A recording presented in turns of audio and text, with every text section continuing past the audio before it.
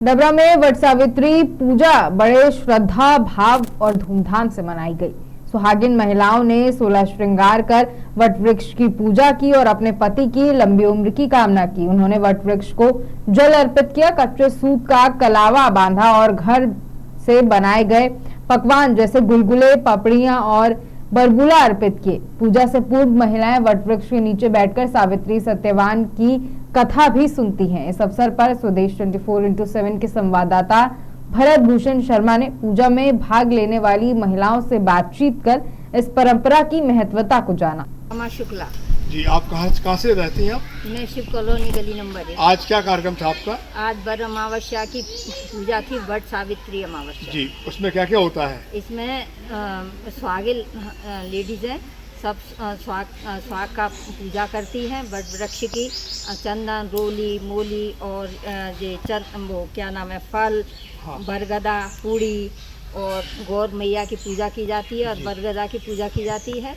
पूजा ईजा करके सब फिर उसका परिक्रमा की जाती है कच्चे सूत से, और उसको पूजा करके फिर उस वट वृक्ष को भेंटते हैं, जिससे कि पति की लंबी आयु प्राप्त होती है। अच्छा, ये पति की लंबी आयु के लिए होता है। हाँ, लंबी आयु। जिनकी शादी नई शादी होती है वो जोड़े से आते हैं कि अकेले आते हैं? वो ये तो परंपरा अलग अलग है। अच्छा, किसी के यहाँ सिंगल भी आते हैं, किसी के यहाँ डबल आती है।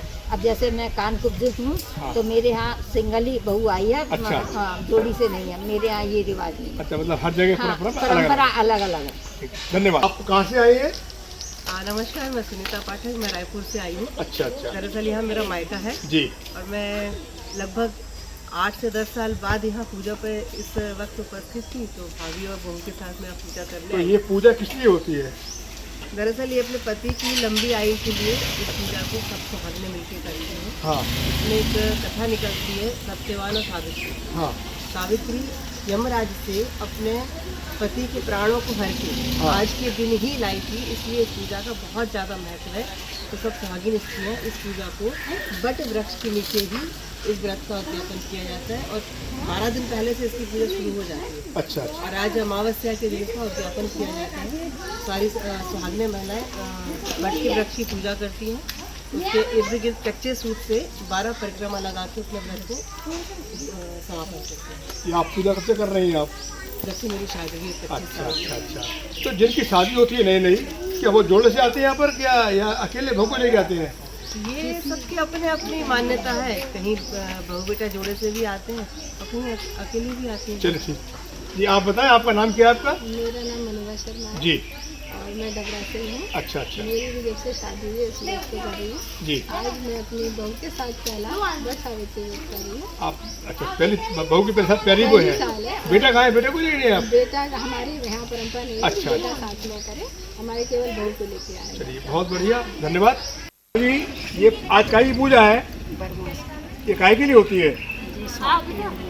अच्छा अच्छा।